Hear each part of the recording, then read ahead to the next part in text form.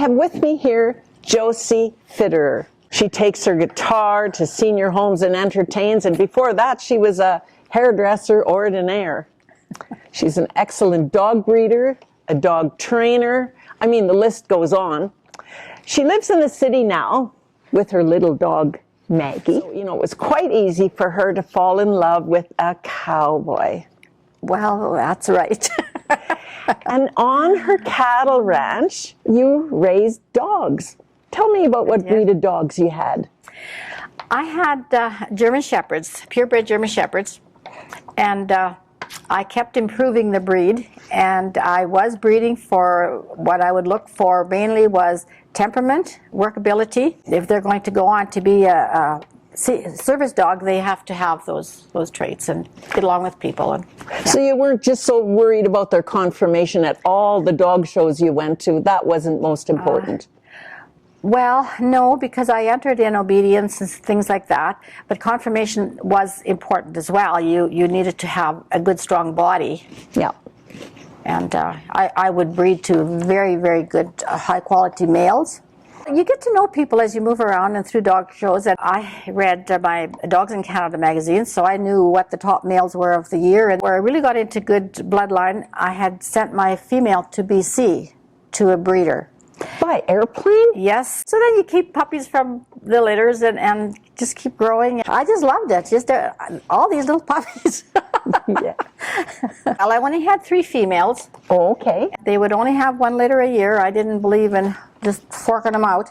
Mm-hmm. And why did people come from far and wide? Why did they like your dogs so well? Well, your reputation gets around. I guess I was known for good dogs and an honest person. I had a buyer phone me from Saskatoon and he wanted a puppy, and I says to him, well, why would you come all this way for a puppy? I know a lot of people in Saskatoon that have puppies. He said I would ask him about hip dysplasia, and they said, oh, well, you can vaccinate your dogs for that. Well, you can't. That's an inherited disease. And so he came all the way from Saskatoon and got a puppy.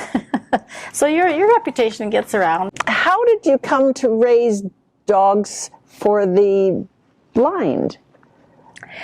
I was always interested. I guess at a young age, there was a relative, and I was just a kid. His wife had to take his arm, lead him to the bathroom, lead him to the table, and I just felt really sorry for him. And then years later, my brother was having eye problem, and I was really afraid because we had a bad year. We lost our mom that year. I just prayed to God, save at least one eye, and I'll do something. I don't know what, but I'll do something in return. And then I was reading in my Dogs in Canada one night, and I flipped over, and here the Lions were starting this guide dog school in Ontario. Just like a light came on, I knew what I was to do. That was in Oakville, Ontario. That was my bargain with God. He was going to save an eye, and he did. He saved my brother's eye. This was my repay to give a puppy, to donate, to help in that field. I got in touch with the Lions Club in Regina, and I offered him pick of the litter, male, female, whatever, and they came out to see the puppies when he was 8 weeks old, and that was in 1986. The puppy that they pick has to live with the family for the first 10 months of their life. And so that was Samson. That was Samson, and I just always liked the name Samson. So a lot of dogs in my kennel were named Sam. I got to meet the boy, and this was to be a 4-H project for him. It was nice because it was important to me to see how he interacted with the puppy and the dog. They looked like a very nice family. For the first 10 months, they lived with the family. So that's part of the process of being a seeing eye dog. To take them out, expose them to as many things as they can, part of their training as well. And then they move them to the school, and then their real education starts. They had picked the puppy up in 86, and he graduated in 87. And actually, he was the first dog to be donated from Saskatchewan, and also the first dog to successfully graduate from that school.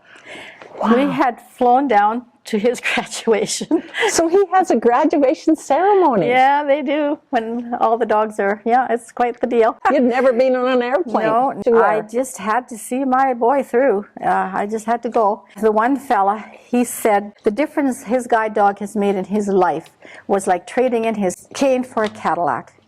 So that's big. Wow, is it ever?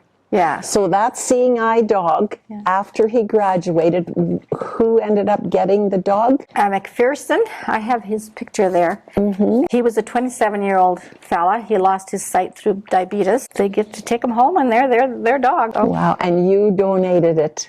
After that, I think there was probably 4 or 5 more puppies that went. And at first, they would let us know a little bit more information and send pictures of the fella or whoever got the dog. But later on, they were a little bit tighter with their information. You also raised dogs that became police dogs. Yes, I did.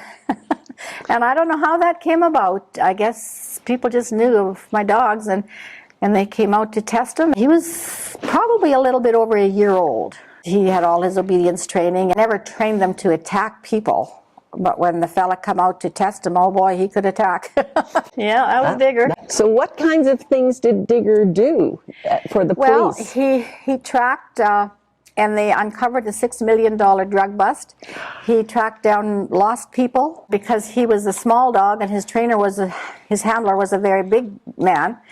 He had trouble when they would come to an enclosure or whatever.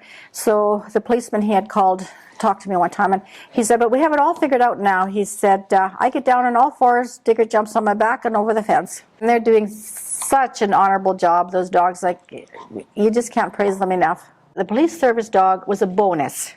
I didn't ask for that, just to save my brother's eyes, and I would donate to the Seeing Eye Dog. I can tell that raising those German Shepherds was very rewarding for you. I loved every minute of it. I just loved every minute of my work with the dogs. I still have a dog, and I'll always have a dog. I have this little Shih Tzu. She's probably 8 inches at the shoulders, and she trains me. It started out, you trained dogs, and now Maggie trains you.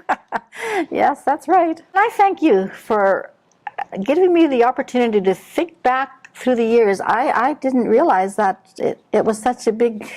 I just did it because I wanted to. And you enjoyed dogs so much. I enjoyed every minute of it. A bargain with God. How would you like to have 16 brothers and sisters, most older than you? You'd be just like me. With a dog you would be, while they are the hard-working crew. At one time we feared that my brother'd go blind. I prayed, made a promise to God, I'd do something good if my brother just could have eyes that wouldn't be flawed. I can remember how sorry I felt for my cousin who stopped by one day. His wife was so kind as she led him who's blind. Then I knew how God I'd repay. I'd raise dogs to help folks. I'd train 'em as pups. Somehow God'd see it was done. I grew up and years passed, and the thought came at last, there's room now for puppies to run. My husband and I had a ranch in the hills. Of course, we've a German Shepherd dog. Pups would be cute, be cattle dogs to boot. Then I saw an ad and my thoughts went hog wild. There's a school in Ontario, teaches seeing eye dogs. I knew right then what I'd do. I'd be the best breeder. I'd be a gene reader. Raise dependable dogs through and through. My dogs were sold to folks far and wide. For police service some of them went.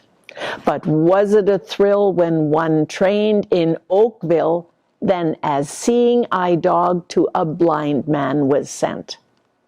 My police dogs were known to find children who lost, found drugs that were hidden away. More dogs went to train, went to blind folks again. I'm so thankful I praise God each day. Now God, I kept my end of the bargain, and through it my life has been blessed. If I end up in heaven, can I have dogs up there? German Shepherds is my humble request. I love that dog. I love that dog. Ooh, oh, oh, oh, oh, oh, oh, ooh, ooh, ooh.